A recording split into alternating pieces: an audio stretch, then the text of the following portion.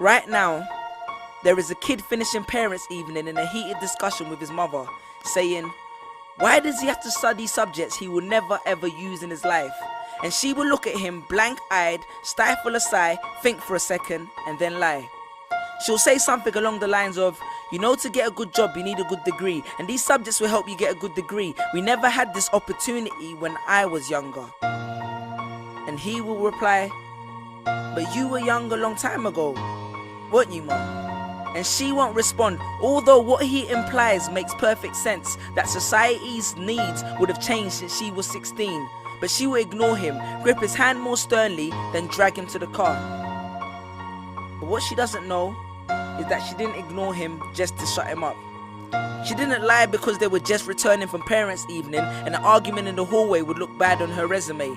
She won't lie because she's just spent the last 1 hour convincing a stern-faced teacher that she will ensure that her child studies more at home. No, she will lie simply because she does not know any better herself. Although her whole adult life she has never used or applied Pythagoras' theorem, pathetic fallacy, and still does not know the value of x, she will rely on society to tell her that her child, who has one of the sharpest minds in the school, is hyperactive, unfocused, easily distracted, and wayward. Students, how many equations, subjects, and dates did you memorize just before an exam never to use again? How many A grades did you get which were never asked for when you applied for a job? How many times have you remembered something 5 minutes just after the teacher said stop writing, only to receive your results 1 month later to realize that you were only 1 mark short of the top grade? Does that mean remembering 5 minutes earlier would have made you more qualified for a particular job? Well, on the application form it would have. We all have different abilities, thought processes, experiences, and genes. So why is a class full of individuals tested by the same means?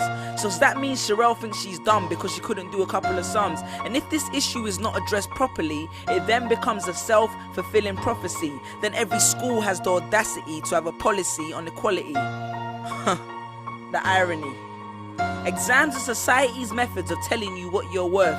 But you can't let society tell you what you are, because it's the same society that tells you that abortion is wrong but then looks down on teenage parents. The same society that sells products to promote natural hair, looks and smooth complexion, with the model on the box half photoshopped and has fake lashes and hair extensions, with pastors that preach charity but own private jets, imams that preach against greed but are all fat, parents that say they want educated kids but constantly marvel at how rich Richard Branson is, governments that preach peace but endorse wars, that say they believe so much in the importance of higher education and further learning, then why increase tuition fees every single year?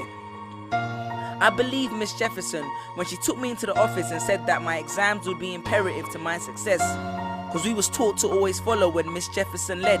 But then I took Jefferson out of the equation and learned to think for myself. I realized we was taught to always follow when Miss led. The irony.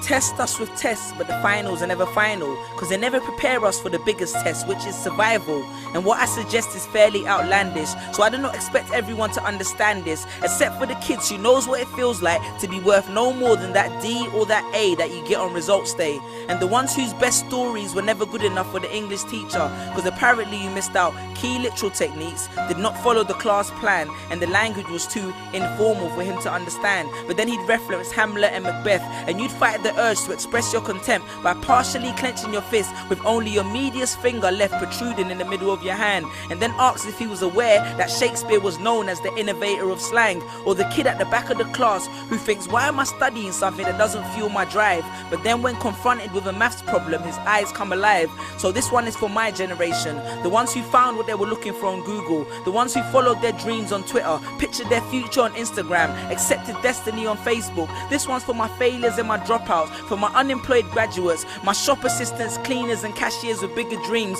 my self-employed entrepreneurs, my world changers and my dream chasers, because the purpose of why I hate school but love education was not to initiate a worldwide debate, but to let them know that whether 72 or 88, 44 or 68, we will not let exam results decide our fate. Peace.